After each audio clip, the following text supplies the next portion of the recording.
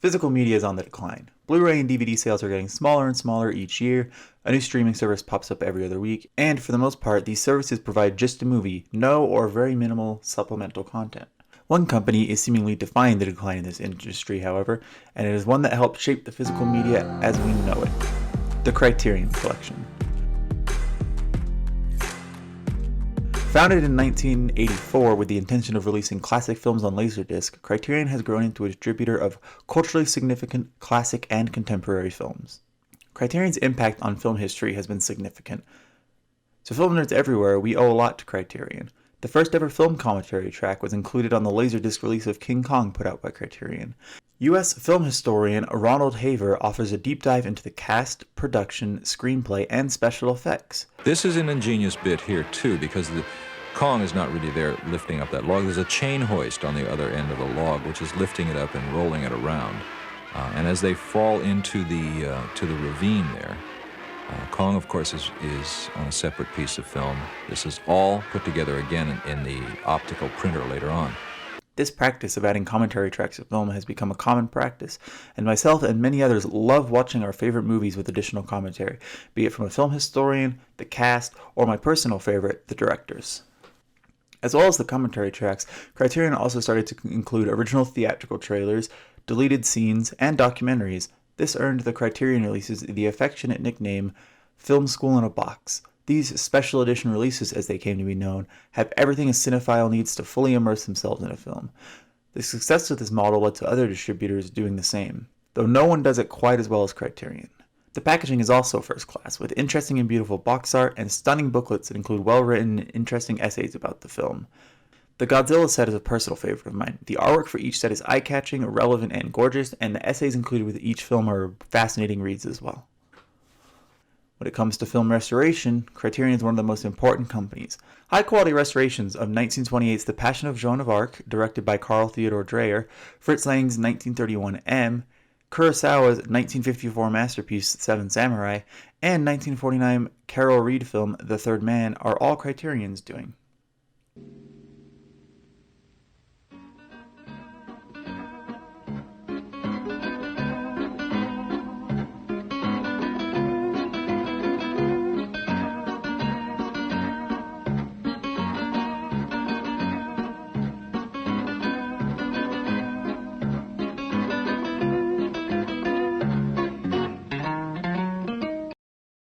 Tangentially related to restoration is the practice of letterboxing, the process of adding black bars to the top and bottom of the screen to preserve the original aspect ratio.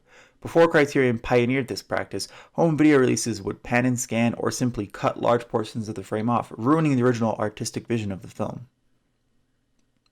Now let's look at both versions at the same time by splitting our own screen. Notice that in the letterbox version, you see both actors all the time. But in the cropped or panned and scanned version below, you see either Connery or Harrison Ford. First one, then the other. One actor is always missing, and so is the dynamic of the two of them looking at each other during the whole scene.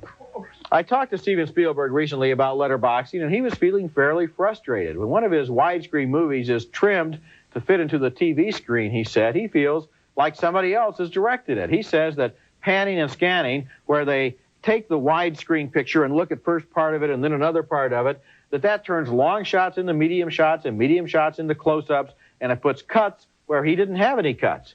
But Paramount says there's still widespread consumer resistance to letterboxing from people who don't like those black bands at the top and the bottom of the screen. Well, here at Siskel and Ebert, we're in favor of letterboxing because we want to see the movie the way the director originally intended it. The strange paradox about letterboxing is that less is more. Now, unfortunately, I don't own too many films in the Criterion Collection, though I do plan on buying more. I have, however, watched a lot of films solely because they're in the collection, and 9 times out of 10, if I found it through the Criterion Collection, I end up liking the film. If you are a lover of film, the Criterion Collection offers a great selection of films from all times and places that are worth checking out. Even their streaming service is impressive, containing most of the films in the collection and lots of extra films as well. They also include a lot of the special features on the service, which is a feature sorely lacking in most streaming services. If you love cinema, if you consider yourself an aspiring filmmaker, I highly recommend looking at the Criterion Collection. I'm sure you will find multiple things that you will fall in love with. Thank you guys so much for watching. It really means the world to me. If you guys enjoyed this video, go ahead and like, comment, and subscribe and all that fun stuff. One quick thing before I go. That video, the way I recorded it, obviously I had it set up for regular Blu-rays, like something like this. That's my Criterion shelf up there. So this is a regular sized Criterion Blu-ray. I mean, it's a box set, so it's thick. The reason the Godzilla footage looks so bad is this is the Godzilla thing. It's a chunky big boy, and it obviously made filming it the way I had set it up hard, because essentially what I did was I just used one of these and cleared out one of these shelves and used that as a backdrop with good lighting and stuff like that. And then it's really hard to get it set to where you could see this very well. You can still barely see it very well now, and I'm a good distance from my camera. This thing's just chunky. So I'm going to show it off a little bit better here. Hopefully you guys can appreciate how beautiful this thing is. Like, the artwork is great, and like I said, the all the essays within it are great, but like, this thing's worth it just as like an art book alone. Let me see. Look at some of my favorite arts that are in here. This is essay page and stuff, so I'm not worried about showing you guys that. So this is the one for the first film. Like, look at that. Still can't really get it all from. Look at that. That is really great artwork. Godzilla Raids, again, not one of my favorite Godzilla movies, but like, the artwork is fantastic. I'm recording this like after editing, when I realized how shitty my other stuff was, so that's why I'm probably sound different, because some of the little stuff he knows. Godzilla vs. Mothra one is great. Sorry, now I'm getting glare from my ring light. I can't do anything right. Fuck. Ghidorah the Three-Headed Monster. Like, this whole thing is beautiful. If you haven't looked, I'd recommend just looking up the full analysis of it somewhere.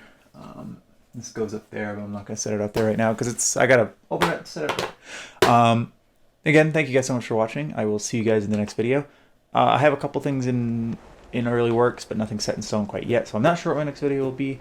I hope you'll stick around for it. Bye.